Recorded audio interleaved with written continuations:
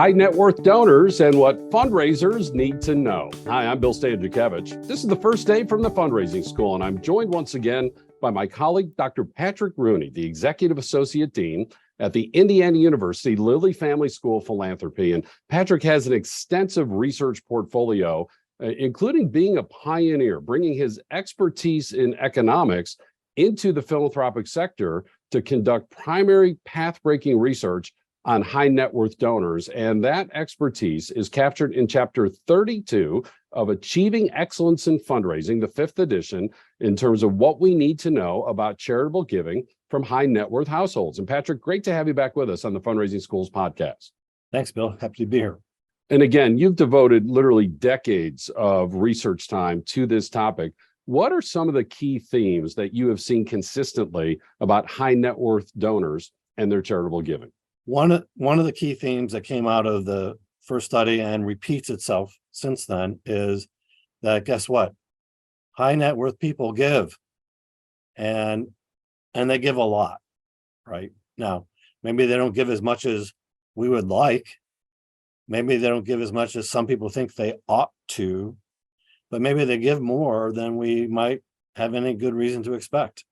And so one of the things that really cracked me up. So in the very first study, it was something like 97% of high net worth households gave. And we define high net worth households as having income of $200,000 or more and investable net worth of $1 million or more, not including their primary residence. Okay.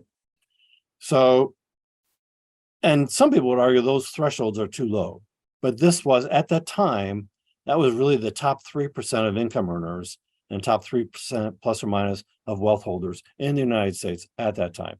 Now it's about the top 5%. So we get this result that 97% of donors give in the first wave of data. And it's been 90 to 95%, every year since then. So one of the findings is upwards of 90%, 95% of these high net worth households donate. And that's significant because the American average right now is about 55%. So these households disproportionately give more often, more frequently, correct? Yes, sir. Yes, sir. They're much more likely to give it all, and they're giving a larger share of their income often, and they're giving larger absolute dollar amounts, by orders of magnitude. And Patrick, what does the research show? Are there any distinctions in terms of where those donations go? Are there distinctions by race and ethnicity? What are some of those categories that you see as the data emerge? Yeah. So one of the things, and you'll see in the chapter that we try to walk through what are the differences by subsector, religion, secular, and then subsets of secular, health, human services, and so on. And we look at the kind of mean and median amounts, but we also look at giving by white versus men, women, white, communities of color, Hispanics, and we also look at giving instruments. So do they use a foundation? Do they use a donor advised fund, and so on and so forth?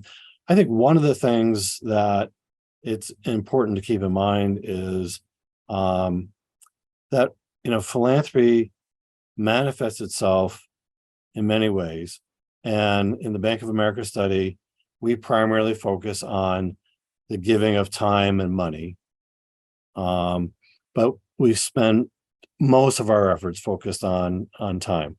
We don't talk about, and these are formal gifts through a 501c3. So we're not talking about giving to help your child or your grandchild. We're not talking about giving to help the homeless person on the corner or mowing the yard for the little old lady next door and not charging her and so on. So those types of informal philanthropy, and it's not because they're not important. Those types of informal philanthropy are very important in terms of the bonding of society, overlapping generational, support, but also keeping the peace in the family, keeping the peace in the society. They play an important informal role, but this is strictly looking at giving to 501c3s, legal charities.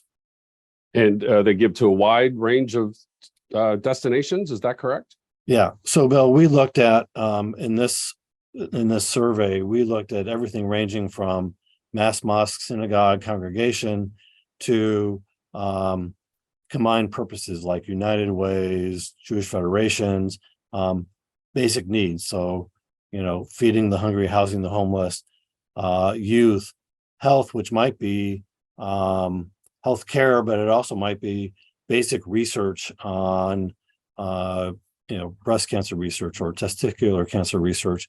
We looked at K through 12 education as well as higher education, because most of the money goes through most of the philanthropic dollars go through charities to higher educational institutions that goes to education, but libraries and K through 12, that's a growing area and people want to know. And so we're providing data on that. Arts and culture. We did add questions about social or racial social justice following some of the tragedies in our society. We also look at environment and animals separately and combined, international aid, disaster relief. And then because of COVID, guess what? We had a question about COVID. And so there you go.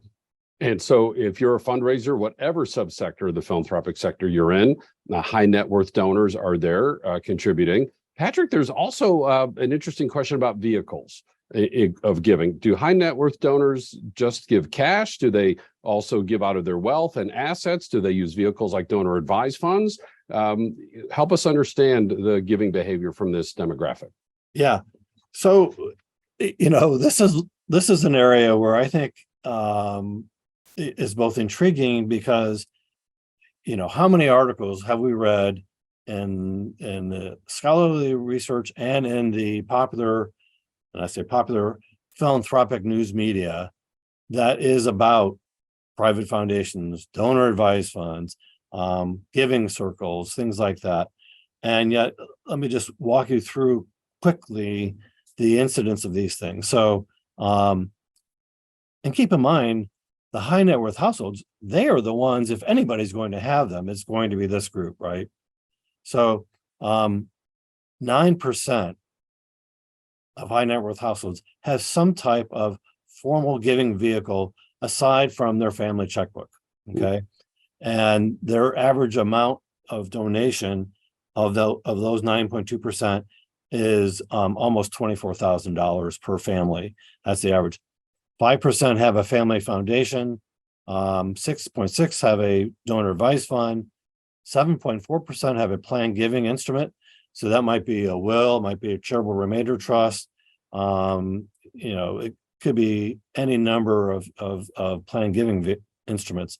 And Patrick, when we look at high net worth donors, then 10% or fewer have a lot of these more formal vehicles like donor advised funds and foundations, which means they are donating out of their cash, but also assets like stocks or maybe other items of valuable property. So it's something for fundraisers to keep in mind, along with this interesting dynamic about volunteering. High net worth donors report at a much higher percentage that they volunteer, a percentage that's higher than the general public. Help us understand that finding and how that translates into their charitable giving behaviors. Yeah, good question, Bill. So about a quarter of Americans, Joe and Susie Citizen, volunteer formally through a 501c3. Again, this is formal volunteering. This is not, dog sitting for Betty Lou's dog or Grandma Jones's cat or whatever, but this is through a 501c3, about a quarter of Americans. Just under a third, about 30% of high net worth households volunteer. And one of the things we see is that the hours that some of these high net worth households volunteer are extraordinary.